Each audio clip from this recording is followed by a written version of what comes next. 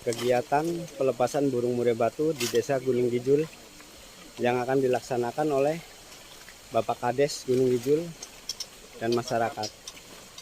Nanti kita akan tanya-tanya tujuan dari pelepasan ini, karena ini burung Assalamualaikum, hari ini langka dan mahal. murai batu di Desa Gunung Gijul.